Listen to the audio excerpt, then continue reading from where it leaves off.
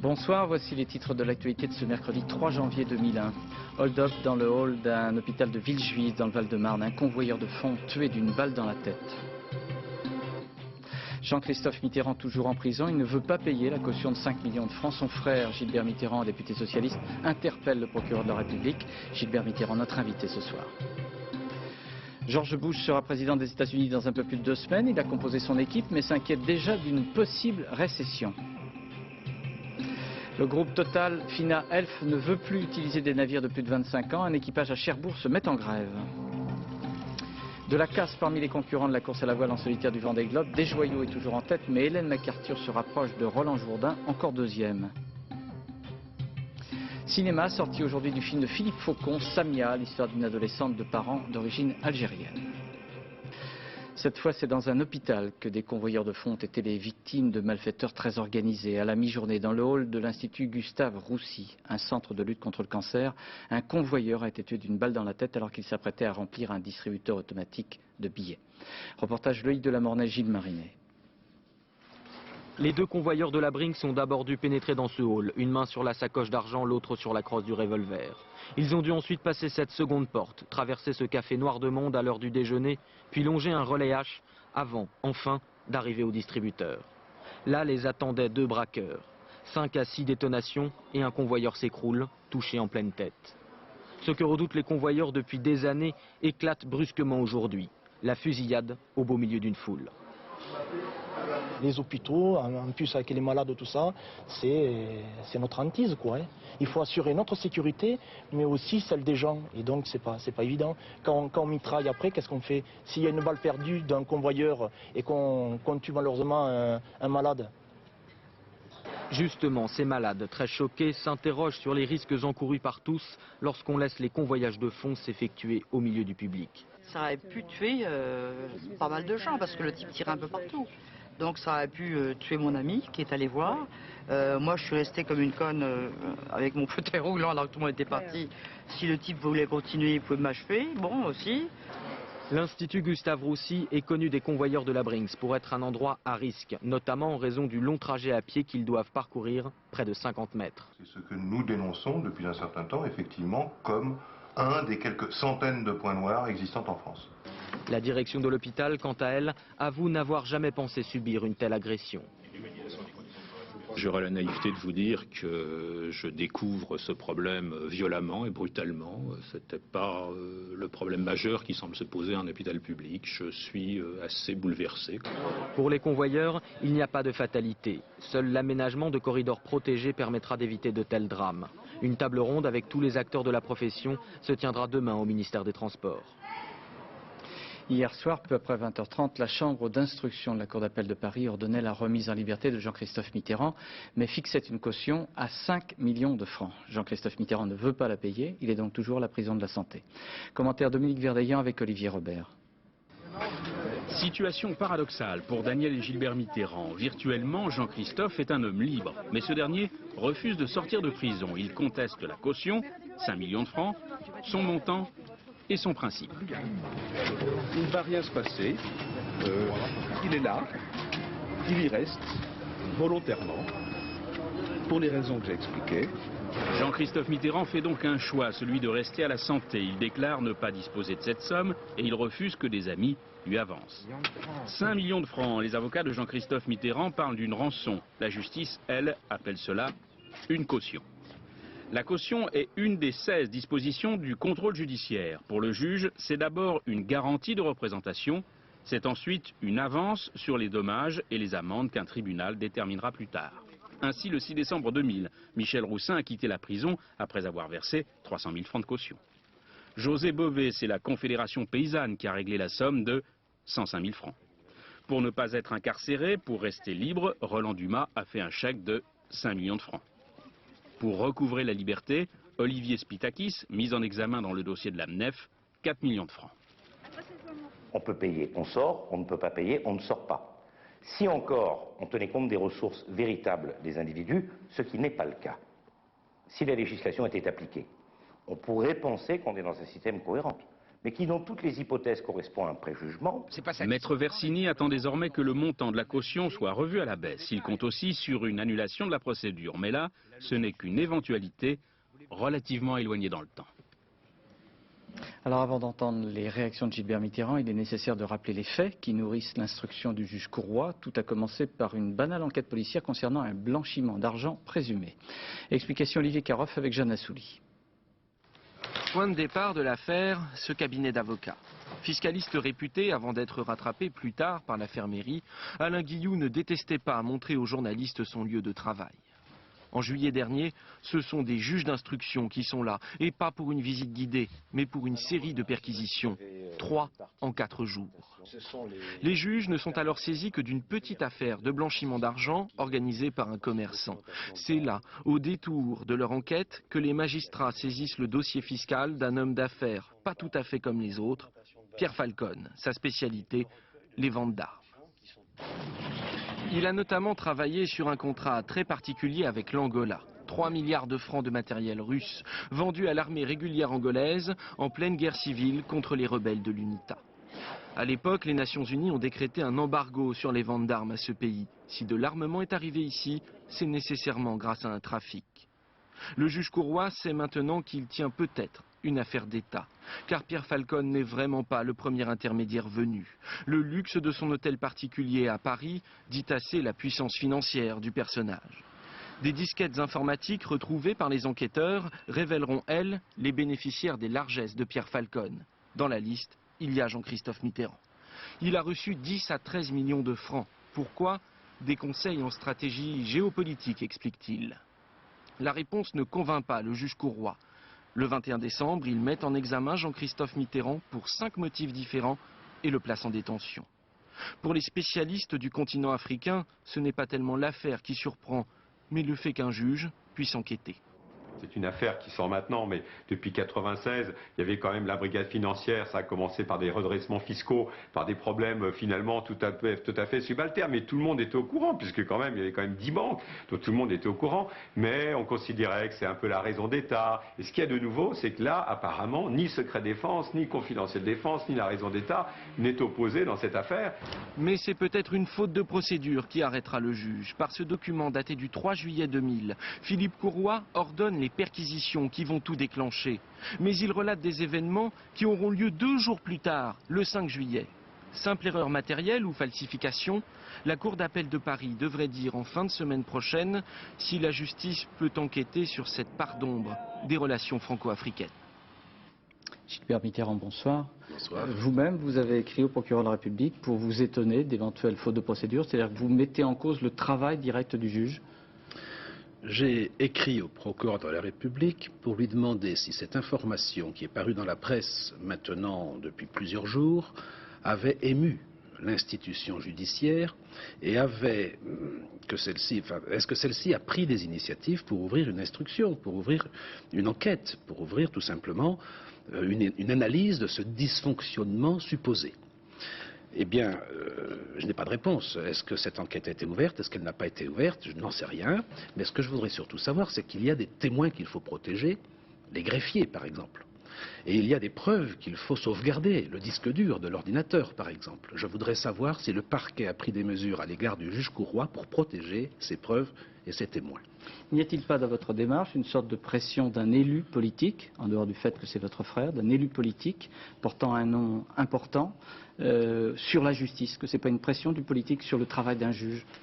Ma lettre commence par ces mots: c'est en ma qualité de frère de celui qu'à grand fracas l'institution judiciaire a mis en prison.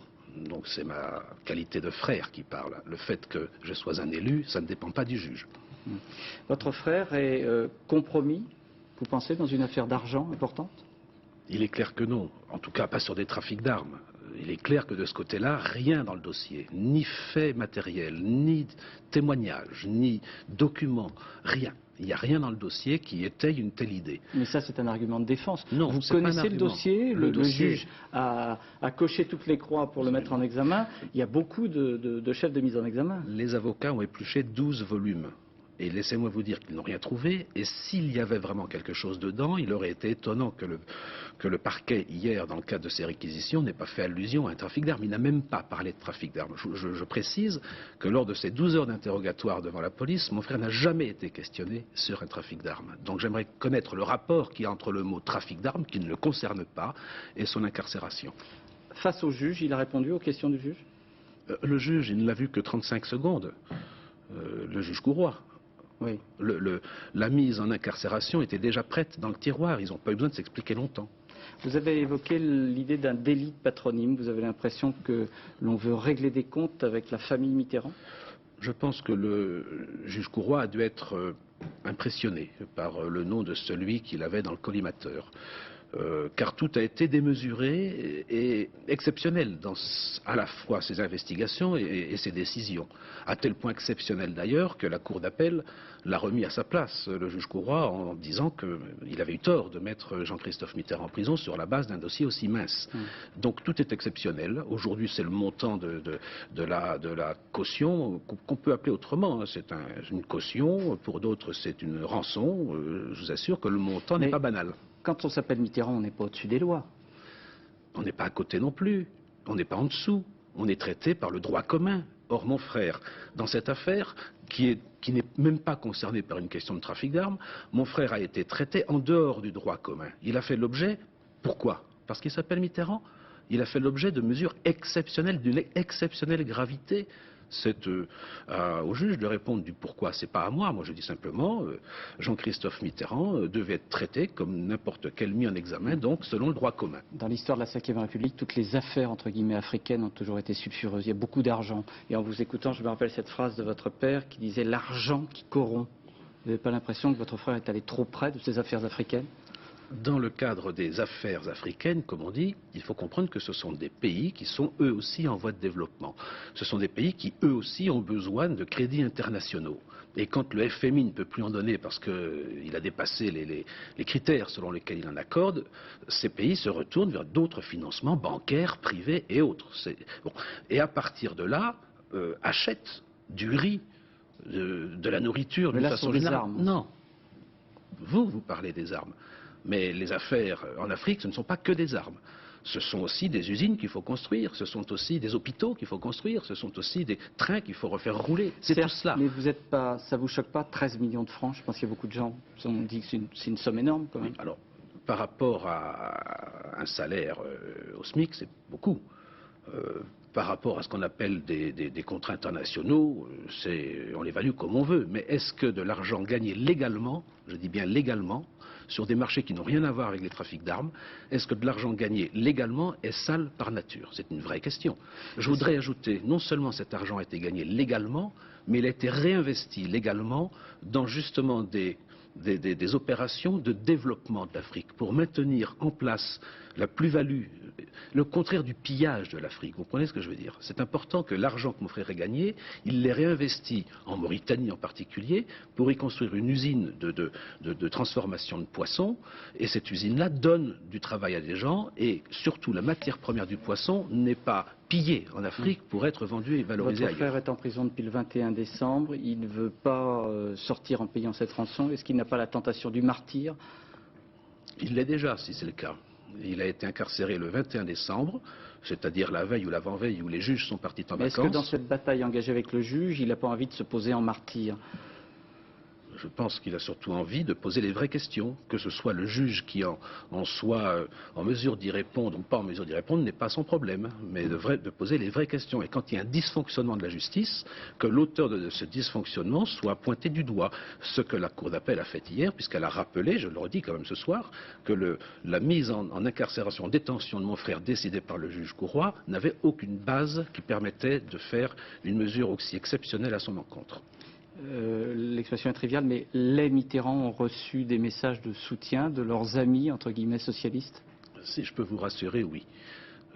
Beaucoup, et pas uniquement des amis socialistes. Comme quoi, ce qui est important, c'est que cela a suscité un certain nombre de réactions de tous ordres, de soutien, d'amitié, de fidélité, je dirais aussi d'indignation de la part de beaucoup de citoyens français, dont je ne sais pas quelles sont les origines politiques, mais qui ont tenus à dire leur solidarité dans cette affaire. Vous pensez qu'il y a une sorte de république des juges illustrée à travers la décision du juge Courroy? Si la justice n'est vécue qu'à partir des exploits du juge Courroy, c'est un vrai risque. Et ça vous fait peur? En effet. Vous seriez, d'une certaine manière, contre la loi actuelle que vous avez pourtant votée. Il faudrait remettre un lien un peu plus entre les politiques et les juges? Moi, j'ai voté des lois, dont la dernière. Je ne dis pas forcément de gaieté de cœur, mais je l'ai voté, parce qu'il y a quand même des avancées notables. Je voudrais surtout dire que quand les législateurs votent des lois, ce qu'ils souhaitent surtout, c'est que les juges les appliquent et ne les contournent pas ou n'en dénaturent pas l'esprit par des mesures plus médiatico-politiques qu'autre chose. Merci Gilbert Mitterrand. Merci. Ni polémique, ni vaine querelle en 2001, c'est l'un des souhaits formulés par Jacques Chirac en réponse aux vœux du gouvernement que lui a présenté ce matin Lionel Jospin à l'Élysée. Et toujours dans les propos du chef de l'État, l'idée de l'intérêt général et d'une année utile, pour reprendre l'adjectif utilisé par M. Chirac le 31 décembre. Sur cette rencontre républicaine de début d'année, reportage Véronique Saint-Olive avec Mathieu Drejoux. Un salut au drapeau présidentiel, une musique de la garde républicaine sans fausse note, un dernier répit pour Jacques Chirac avant d'enchaîner les vœux de tous bords, à commencer par ceux du gouvernement. À cette heure-là, les ministres, eux, sont réunis autour de Lionel Jospin pour partager au ministère de l'Intérieur croissants et jus d'orange. L'image d'un gouvernement qui se veut détendu et consensuel. Et puis, souriant toujours, les ministres franchissent les quelques mètres qui les séparent de l'Élysée. Et Lionel Jospin en profite pour répondre à sa manière aux critiques de Jacques Chirac sur l'immobilisme du gouvernement. Là, vous regardez les 3 années et demie qui viennent de se passer. Et c'est ce bilan flatteur du gouvernement que le Premier ministre offre au président de la République en guise de vœu. Le chef de l'État lui répond qu'il y a encore beaucoup à faire et met en garde le gouvernement. J'ai dit mon souhait que 2001 soit une année utile. Il y a ici ou là, nous le savons, des tentations de toutes sortes. Il importe que personne n'y cède, refusant de se laisser entraîner par les polémiques ou les vaines querelles. Après les sous-entendus côté scène, les langues de bois côté cour pour apprécier l'ambiance. Pas formel, non, avec des échanges très positifs, très profonds. Je trouve que c'est formidable que nous soyons capables dans notre pays, y compris quand on n'a pas les mêmes idées obligatoirement sur tel ou tel aspect, bien de se souhaiter quand même des vœux de bonheur. Mais le bonheur de l'un ne fera pas le bonheur de l'autre. Jacques Chirac et Lionel Jospin ont 15 mois d'affrontement en perspective avant de savoir qui sera le plus heureux des deux au soir de l'élection présidentielle.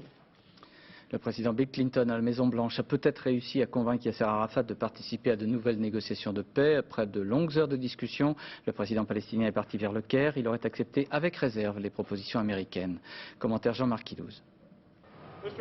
Yasser Arafat est-il passé du non au oui mais au plan Clinton? C'est en tout cas ce qu'avant son départ ce soir de Washington pour le Caire laissait entendre son entourage. Des 3 heures d'entretien à huis clos qu'avait eu le chef de l'autorité palestinienne hier avec le président américain, bien peu avait filtré, si ce n'est le souci des Palestiniens de ne pas accepter une formule floue qui leur imposerait une capitale confetti et des morceaux de Cisjordanie sans véritable continuité territoriale.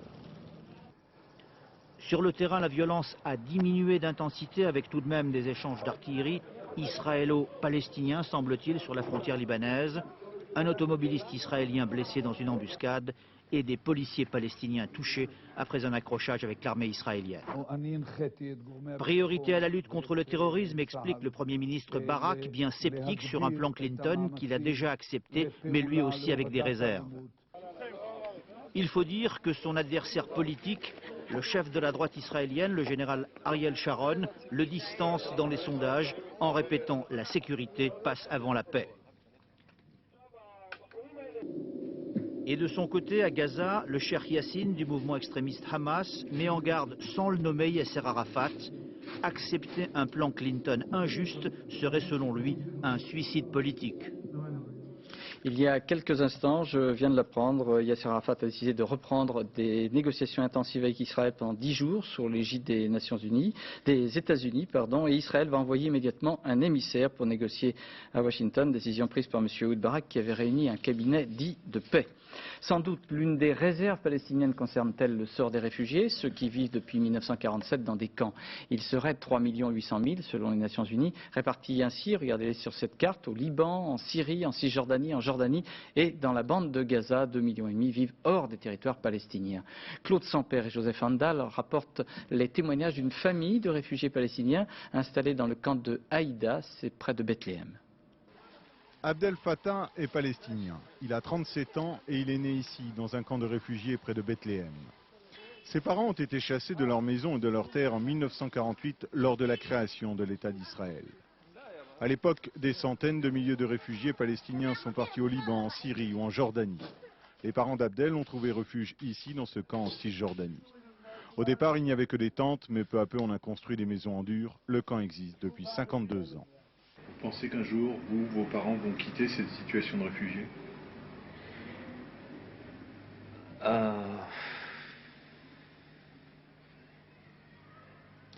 C'est une question difficile.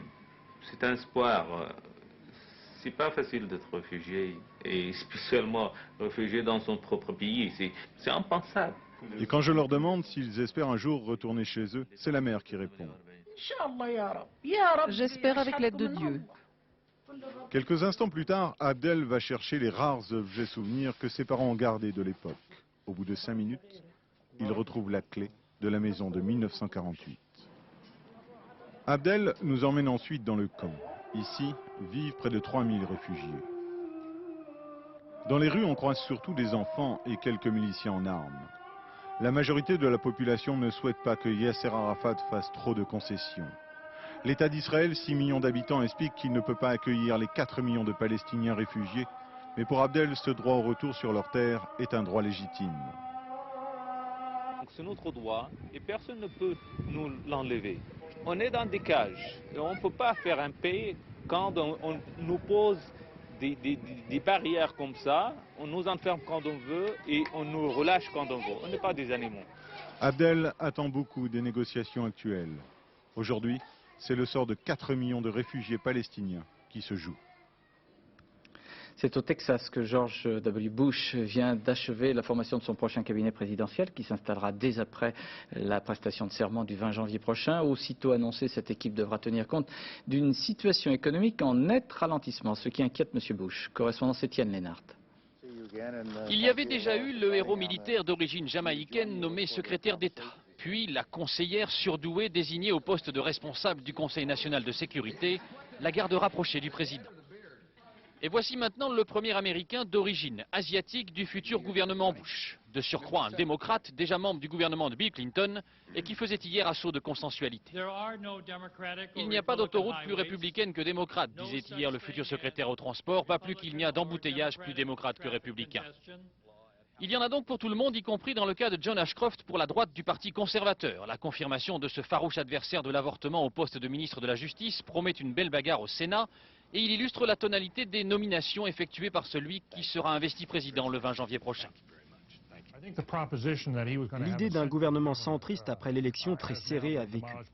Nous voyons apparaître une équipe forte, expérimentée et conservatrice. Après le finish de folie de ce sprint électoral et quelques jours de repos en famille au soleil de Floride, voici donc George Bush à pied d'œuvre. Son équipe est quasiment constituée, alors qu'avant même son investiture se profilent à l'horizon les signes inquiétants d'un ralentissement de l'économie américaine. Et George Bush, qui n'est pas né de la dernière pluie, prend d'ailleurs le soin de préparer le terrain. Mon administration anticipera les problèmes éventuels et je suis inquiet, c'est vrai, d'un ralentissement de l'économie. Il y a 1 heure, à New York, la bourse a repris des couleurs malgré de nouvelles prévisions pessimistes sur un atterrissage brutal de l'économie. Et les Américains, habitués à une croissance historique depuis 10 ans, auraient au fait de reprocher aux locataires de la Maison-Blanche la fin de la prospérité, quelle que soit sa couleur politique et quelle que soit la diversité de son cabinet. Oui, effectivement, les cotations boursières américaines du secteur des nouvelles technologies opéraient des hausses impressionnantes il y a quelques instants à New York après l'annonce par la Réserve fédérale américaine d'une baisse des taux d'intérêt. Baisse en revanche dans les bourses du sud-est asiatique ou encore celle de Londres. À Paris, le CAC 40 était aussi en chute de près de 2 points au plus bas depuis janvier 2000. Si dans le secteur des sociétés Internet, on connaît déjà des échecs, des fermetures, des redistributions, les sites de commerce en ligne sur certains créneaux sont plutôt en bonne santé. Nous avons choisi les ventes de vin, soit sur un site de grande distribution, soit sur une petite start-up, pour comprendre ce phénomène. Reportage Laurence Decherf, Daniel Lévy avec Caroline Pham à Bordeaux. Acheter sans effort fait de plus en plus d'adeptes. Cette année, pour Noël, ils ont été 3 fois plus nombreux que l'année dernière à faire leurs emplettes sur Internet. Après Casino, c'est au tour de Carrefour de s'implanter sur la toile dans le domaine du vin avec sa cybercave. La grande distribution a bien compris l'intérêt de ce nouveau marché. Des résultats finalement excellents parce que cette année on a vu vraiment en fin d'année le décollage effectivement des ventes sur Internet. Par rapport au mois de novembre, on a multiplié effectivement les ventes par 4, ce qui est, pour nous est un bon indicatif dans la mesure où nous sommes simplement lancés depuis le mois de septembre de cette année. Carrefour emploie déjà 150 salariés dans la vente sur le net. Fort de cette expérience, leur site se voit déjà leader sur le marché du vin en ligne et compte bien proposer 1500 bouteilles différentes à des prix hyper compétitifs. De quoi inquiéter les startups qui ont tout misé sur le créneau. Comme celle-ci, avec seulement 4 salariés et 400 vins différents. Pour exister face aux grands groupes, seule solution, se spécialiser. Elle a choisi la vente de vins étrangers. Les grandes surfaces, en général, vont prendre de toute façon à peu près 2 tiers du marché, ce qui occupe aujourd'hui naturellement sur le marché du vin. Ce sont elles qui vont inciter les gens à commander en toute confiance sur Internet, car elles ont un fort pouvoir de persuasion et des relations depuis très longtemps avec ces gens-là, en fait. La différence, c'est également la convivialité. Bonjour Jean-Baptiste, vous allez bien?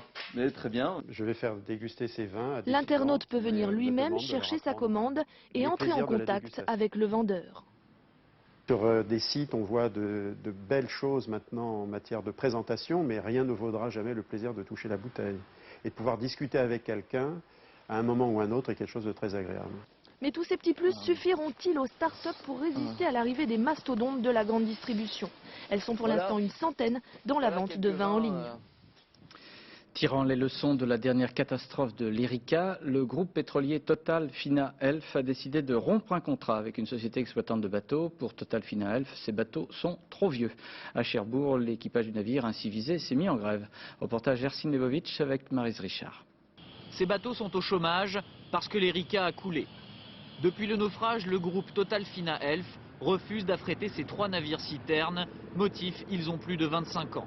Total était le client unique, résultat, plus aucune activité depuis 6 mois. À bord du Titaou, les marins ne comprennent pas pourquoi le géant du pétrole s'en prend à des bateaux qui font exclusivement du ravitaillement à l'intérieur de la rade. C'est des bateaux qui seraient peut-être pas vraiment aptes à affronter des mers beaucoup plus fortes, beaucoup plus formées que ce qu'il y a en rade de Cherbourg. Tant qu'il s'agit de rester ici, je ne vois pas où est le problème. Pour ces matelots, comme pour la société Copamar qui les emploie, ces bateaux ne présentent aucun danger. Certificat à l'appui, l'armateur plaide non coupable et refuse de croire aux bonnes résolutions du groupe Total. Qui est donc valable jusqu'au 21 janvier 2002. C'est tout simplement un coup médiatique pour rattraper l'image déplorable que ce groupe a eue après la catastrophe de l'Erika. Car l'âge des navires, certes, joue, mais n'est pas fondamental. Pas fondamental peut-être, mais capital aux yeux des sociétés pétrolières. Bateau trop vieux égale bateau dangereux, voilà l'équation que l'on a retenue après le naufrage de l'Erika. Nous n'avons pas le droit à l'erreur, donc c'est pour ça que nous avons fixé une limite qui peut paraître dure, qui peut paraître, disent certains, un peu démagogique, mais c'est le seul moyen, à notre avis, de ne plus avoir à se poser le problème. Mais en rade de Cherbourg, les marins se posent un autre problème. Combien de temps la Copamar tiendra-t-elle avant de fermer boutique? La société de ravitaillement a assigné le groupe Total en référé. Elle lui réclame 62 millions de francs. Près d'Auxerre, dans l'Yonne, sur la commune de Rouvray, au bord de la rivière Serein, les fouilles ont repris pour tenter de retrouver les corps des victimes présumées d'Émile Louis, des meurtres qui remontent aux années 77-79. Dans l'un des 4 sites désignés par Émile Louis, en présence du juge d'instruction, 2 tas de vêtements ont été découverts et puis l'on attend les résultats des tests ADN sur le squelette mis à jour récemment. Information communiquée par Fanny Auvergne. Une tentative d'attentat ce matin devant la caserne Filet à Nice. Un colis contenant 10 kg d'explosifs a été désamorcé. La piste corse était privilégiée dans l'enquête. Et ce soir, Thierry Curtet vient de le signaler, l'organisation clandestine Armata Corsa a revendiqué cette tentative d'attentat. À Menton, les opérations de sécurité se sont poursuivies aujourd'hui pour tenter de contenir les quelques 500 tonnes de rochers qui menacent de s'effondrer sur un quartier de l'est de la ville. Un hélicoptère a tracté des filets métalliques destinés à retenir quelques éléments de ce rocher qui menace donc Menton. En Espagne, près de Lorca, dans la province de Murcie, un train a heurté une fourgonnette où 14 personnes s'étaient entassées. Il y a 12 morts, des personnes de nationalité équatorienne, immigrées, venues travailler sur une exploitation agricole. Du sport, dans la course à la voile en solitaire, sans escale et sans assistance du Vendée Globe, il y a de la casse. Michel Desjoyaux en tête a des problèmes de ressources électriques. Yves Parlier fait du gros bricolage, tandis que la Britannique Hélène MacArthur slalom entre les icebergs, juste derrière Roland Jourdain. Commentaire Julien Beaumont avec Christophe Vignal. 2001 commence plutôt mal pour les concurrents du Vendée Globe. Premier concerné, le leader, Michel Desjoyaux. Son démarreur a fondu, il ne peut donc plus utiliser son moteur pour lui fournir l'énergie à bord. Son éolienne et ses capteurs solaires lui apportent juste ce qu'il faut pour le pilote automatique. En revanche, rien pour le désalinisateur, synonyme d'eau douce. On est en situation de galère, on n'est pas en situation de survie. Notre avantage, c'est qu'il n'y a pas d'iceberg où il est, donc il n'y a pas de problème de radar, c'est important, parce que là c'est effectivement dangereux. Donc oui, Michel Desjoyaux peut être encore considéré comme un vainqueur potentiel du Vendée Globe. Ces deux poursuivants, Hélène MacArthur et Roland Jourdain, ont opté pour une route plus directe, mais bourrée d'icebergs. Jourdain est donc resté très vigilant. On sait qu'au-dessous de 4 degrés de température d'eau, il y a possibilité d'iceberg. Hier, j'en ai rencontré à presque 5 degrés. Ensuite, c'est le radar. Le radar qui peut repérer les gros morceaux, les gros icebergs. Ils étaient 24 au départ, aujourd'hui 18 et bientôt 17. Javier Sanso doit en effet s'arrêter pour réparer, il sera donc hors course. Un sort que ne veut pas subir Yves Parlier. Malgré son dématage, il a choisi de continuer, mais pour rentrer, il doit à tout prix construire un mât de fortune. Travailler de grosso modo 5 h du matin à 7 h du soir. C'est même pas de la réparation du mât, je fabrique des pièces. Ça me rappelle le temps où je construisais mes propres bateaux. La fin du cauchemar pour tous les marins, ce sera le Cap Horn. Les conditions seront alors plus clémentes, arrivée prévue aux alentours du 8 janvier. Et pour la troisième étape du rallye Paris-Dakar, quelques problèmes. D'abord, pas de spécial moto en raison d'un différend financier avec les organisateurs espagnols. Puis, manifestation de sympathisants du Front Polisario. Mais tout de même, une épreuve auto qui permet au Japonais Matsuoka de passer en tête. Reportage Cristal Bertrand avec Rémi Poissonnier. Les motards sont privés de spécial. Mais l'appel du sable est plus fort que tout. Alors, ils ont décidé de rouler sur le parcours juste pour s'entraîner. Les stars du guidon paradent tranquillement. Pour les autres, les 6 km à couvrir n'ont pas été qu'une partie de plaisir.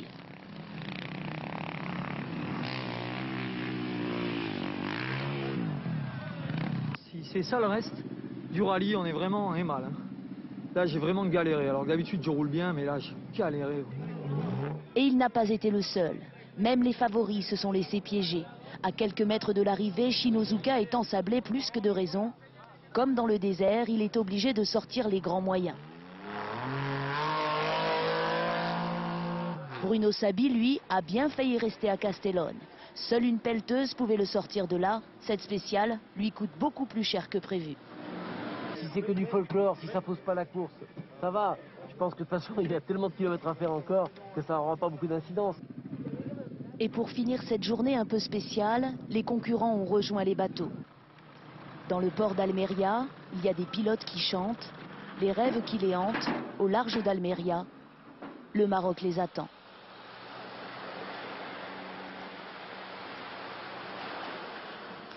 Cinéma, parmi les sorties aujourd'hui sur les écrans français, le film de Philippe Faucon d'un peu plus de 70 minutes. Cette durée donne une force très grande, très forte, très grande au récit tiré du témoignage de Soraya Nini, décrivant les traditions qui accablent les jeunes issus de la deuxième génération algérienne. Le film s'appelle Samia. Présentation Pascal Deschamps avec Philippe Deslandes.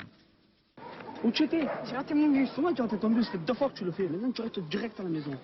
Quand tu sors de l'école, tu rentres direct à la maison. D'accord? Ça fait 2 fois que je te le répète. Et c'est la dernière fois. Hein. Allez, rentre, vas-y, rentre. S'il souffle sur Samia comme un air de documentaire, c'est sans doute parce que Linda et Mohamed, comédiens amateurs, connaissent comme leur poche les situations qu'ils reproduisent, même s'ils ne les ont pas vécues eux-mêmes avec la même intensité. Leur entourage fourmille de Samia et de Yacine, nés de parents immigrés, déchirés entre le poids des traditions et l'extérieur, vécus comme une autre planète. Écoute-moi, si j'entends un seul truc dans le quartier sur toi, je te défonce la gueule, tu as compris? La prochaine fois, tu sors à 5h. À 5h30, tu es à la maison. C'est pas l'Amérique ici. Hein. À la maison, tu es au bled. Dehors, tu es en France, mais à la maison, tu es au bled. Tu as compris? Tiré d'un roman paru il y a 7 ans, c'est un film cri, le cri de colère d'une beurette. C'est évident qu'ils ne sont pas tous comme ça. Mais bon, en l'occurrence, c'est l'histoire de Samia. Donc c'est un point de vue, il y en a plein d'autres. Vous n'avez pas peur que ça renforce le rejet de la culture arabe? Non, parce que ceux dont vous parlez, là, les racistes, ceux qui sont racistes, le fondement du racisme, il est ailleurs, quoi. Ils n'ont pas besoin de ça.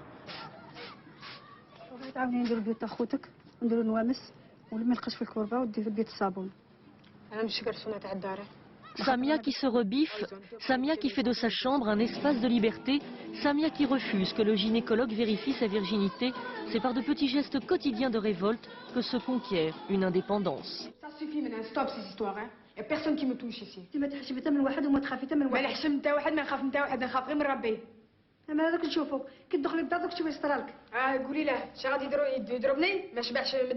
Avant, on attendait dans les familles, avant chaque mariage, donne-moi le certificat de virginité de ta fille.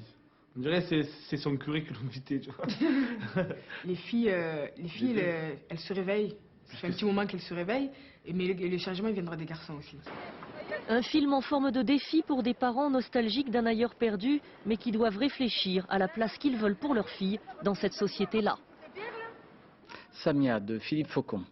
Récit proche, c'est le titre de ce nouvel album d'Eddie Louis qui sortira le 9 janvier prochain. En avant-première, Frédéric Bonnet et Philippe Deslandes ont fait un petit retour en arrière en compagnie d'Eddie Louis, virtuose du jazz et du blues, qui a emprunté beaucoup de chemin depuis 4 décennies. Eddie Louis, son nom et son goût prononcé pour le jazz auraient pu nous faire croire à des origines américaines. Mon vrai nom c'est Édouard Louise. Alors mon père avait mis un deuxième S. Je suppose que ça doit être pour des raisons artistiques.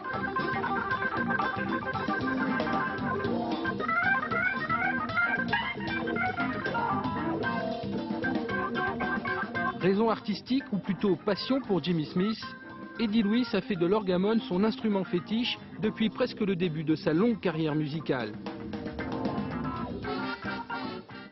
C'est de la musique. Eddie Louis a commencé de manière si classique qu'il en oublie certains détails. Vous êtes médaille de solfège. Vous avez un but précis? J'aimerais être professeur dans une école, professeur de musique, de chant, à défaut d'être artiste. Eddie avait 17 ans.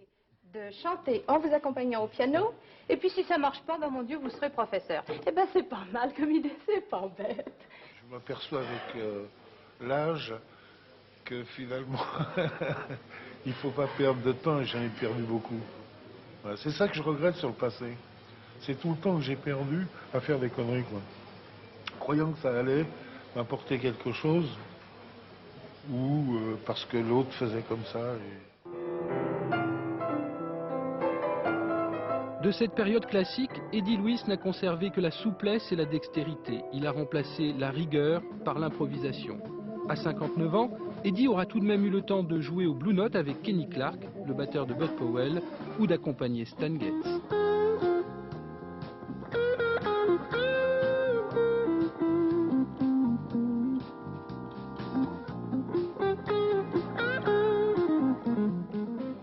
Eddie Louis, Récit proche, c'est son nouvel album sortir le 9 janvier. Nous arrivons à la fin de cette édition. Je vous rappelle quelques-unes des actualités que nous avons développées. Nous avons le hold-up. Ville juive dans le Val-de-Marne, un convoyeur de fonds tué d'une balle dans la tête. Puis Jean-Christophe Mitterrand toujours en prison, il ne veut pas payer la caution de 5 millions de francs. Son frère Gilbert Mitterrand, député socialiste, interpelle le procureur de la République sur les méthodes du juge Courroy. Il est venu nous en parler en direct sur ce plateau, méthode qu'il estime exceptionnelle contre son frère.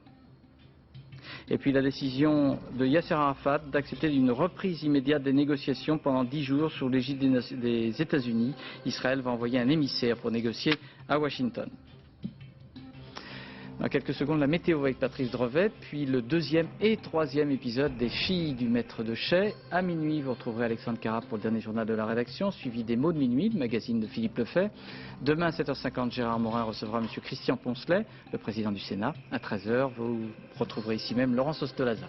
À demain 20h. Bonsoir. Merci.